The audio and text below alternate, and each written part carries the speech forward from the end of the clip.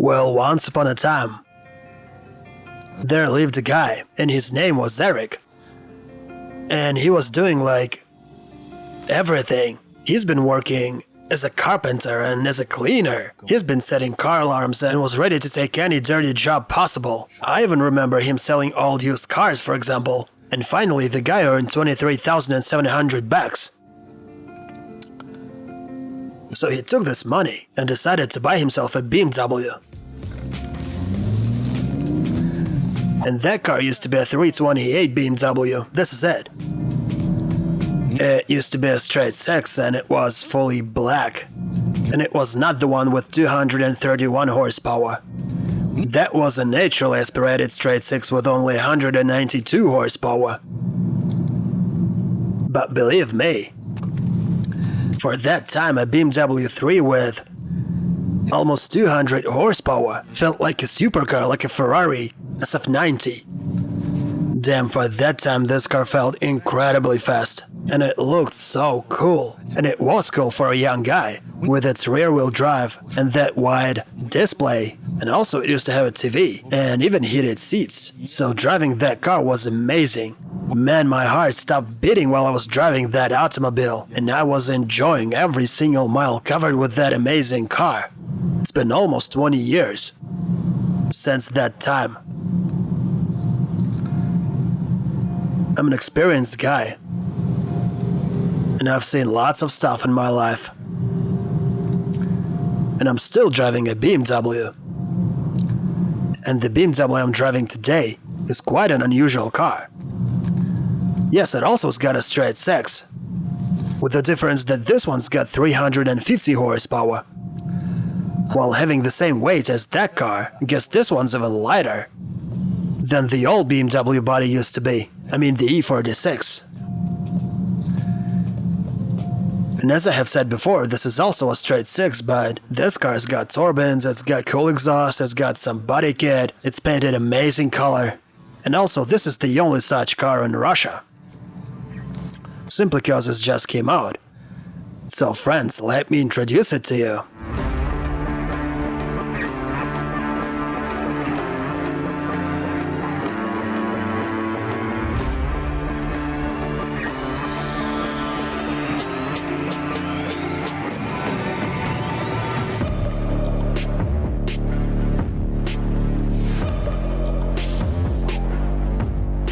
I've got such a long love story with BMW cars that some people think they pay me for this love or something. And I often like to joke about it, though not everyone understands it. By the way, can at least you tell them whether BMW pays me or not?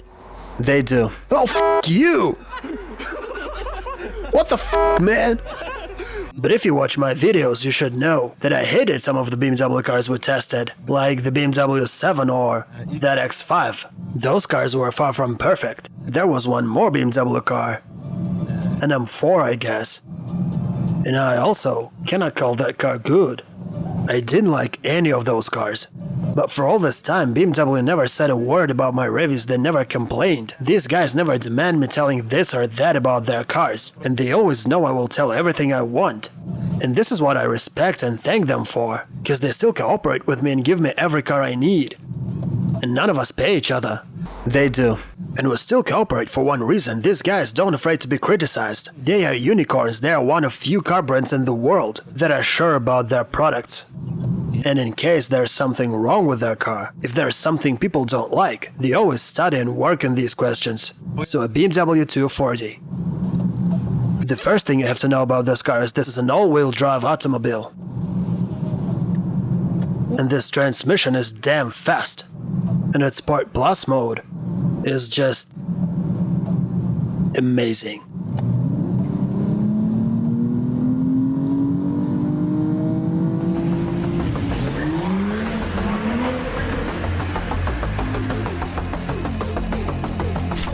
The steering wheel is classic, same as this dashboard with its markings. Everything's so classic for all BMWs, there's nothing new here. Same classic multimedia system and this air conditioning and climate system and everything that goes with it.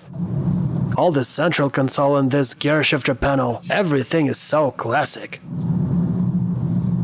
And it may seem there's nothing to tell about, but the important thing here is the design.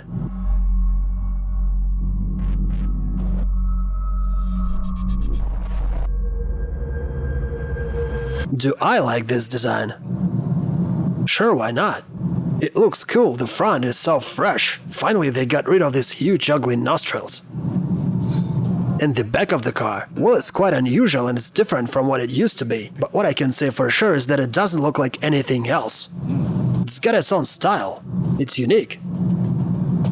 And I like it. And the other thing I like in this car is these door handles. I may assume a new M5 is gonna have the same door handles.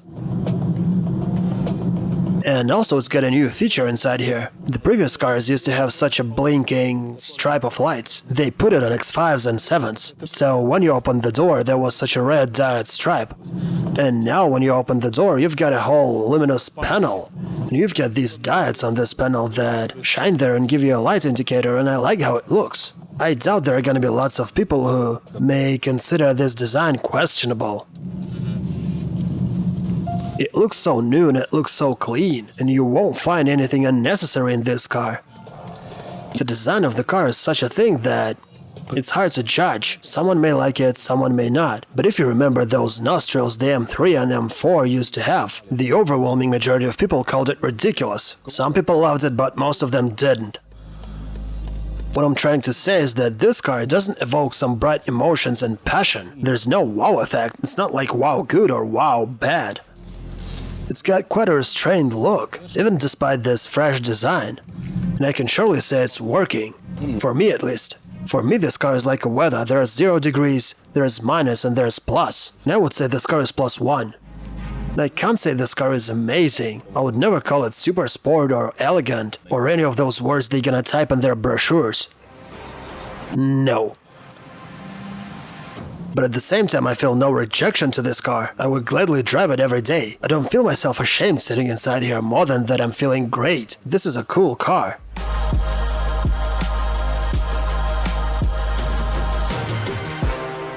BMW cars usually face no problems when a new model comes out. Of course something may happen, but it's not like Toyota or some Lexus. A BMW is a real automobile, unlike the Toyota Land Cruiser 300 that used to fall apart right on the go.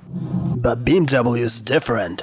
BMW's new cars are already worked out, and of course some issues may occur. I remember the BMW X7 with fingerprints inside of the headlights, and the sunroof outlet was wider than the cover. And they had to cover it with some coating. But they fixed all of that issues quite fast, like in a month or two, and all of the next cars were perfect. And that's why they didn't get much hate. And same happens to all of their cars. This car is fully comprehensible. The multimedia system and all of this stuff is well known to everyone. Everything works like Swiss watch. This is just a new model of a car that we already know. So the only thing we can talk here about is how this car behaves itself on the road and how fast it accelerates. We can judge it only by its handling and its design.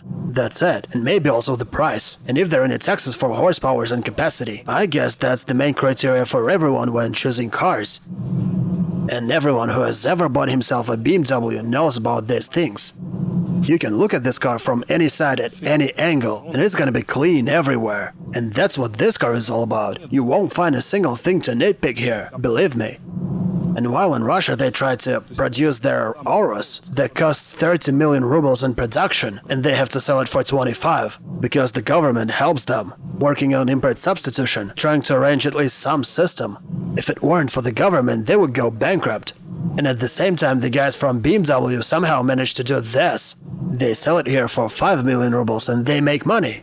And they don't screw up. And if you're sure this car does have some screw-ups, please come and show it to me.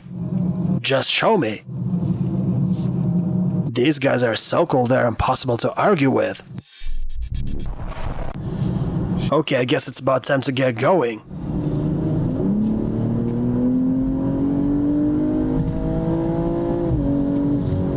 Damn, I like the shootings from the exhaust. The exhaust system sounds amazing.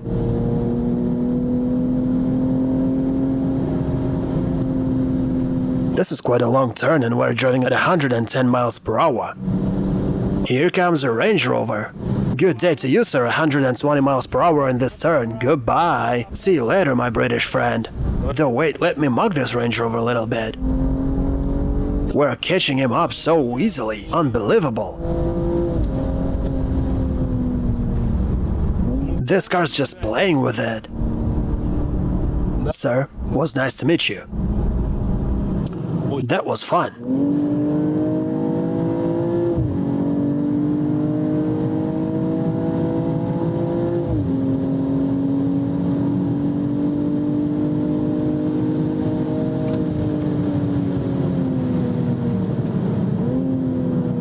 The car's braking very nicely, and also I like how this gearbox working. I actually have no claims to it. The car runs as a Swiss watch. The car is very light. And it's vulnerable to windage. You literally feel how airflow is affected. I wouldn't know that if it wasn't so windy today. But if you consider using it as a sports car, at the end of the day, I find this idea quite okay. Even if you want to buy this car for fast driving only, or exclusively for some track driving, even if you're a beginner and you're just learning, it's a perfect option. You don't have to buy an M5. This engine is cool, it's got lots of torque, and when you go full throttle, it spins all its wheels. I love how it shovels the ground. Does it have any competitors for its price? Well, of course. There are plenty of them. There are plenty. There are Kias, there are Toyotas, and even among other BMWs. And also there are Audis and many other cars. You can even find a proper car for yourself at the American market, without a doubt. So the main reason to buy this car or not is whether you like how it looks like or don't. Today's world is all about rapping.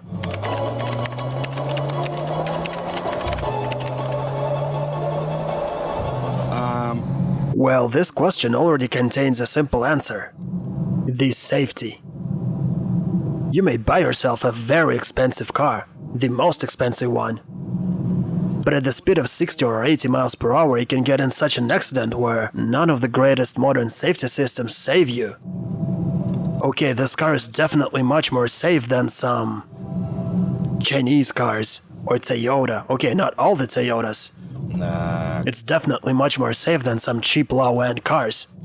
German automotive industry is already on such a level where they know how to make a small car accurate, comfortable, clean and safe enough. If you're wondering whether you can drive it with your kids, yes, of course you can. Some people still drive Ladas here. And if we talk about some car accidents, well, every accident is unique and it depends on the temperature, it depends on the weather, it depends on the situation, it depends on the object you're colliding with, as well as the speed you're colliding with, and so on and so forth. There are many things. Do I trust the safety of this BMW? I do. Do I trust the safety system of Mercedeses, for example? I do. I do trust Audis and Porsches. I do trust them, as well as I trust Range Rover. You see what I mean? But I don't trust none of those Chinese cars. Neither I trust Russian cars. Urus might be the only exception because it's huge and it should have thick metal. But I don't trust the others. Period. And what I'm trying to say is that these are difficult questions and everyone should decide himself. For example, if your primary objective is to drive a car with your family and kids, or you need your wife to drive it with kids, and you want to be sure they're gonna be safe in case of some emergency, this car doesn't fit such a requirement. And not only this car. For such needs, you should buy some high SUV built on a frame with some speed limiter for your wife at 45 miles per hour. So if you doubt whether to buy this car or some of its competitors, watch our test drives to identify the car you need. Понимаешь? Особенно кругла земля на самом обоссанном углу. Эта жизнь научит тебя многому одному.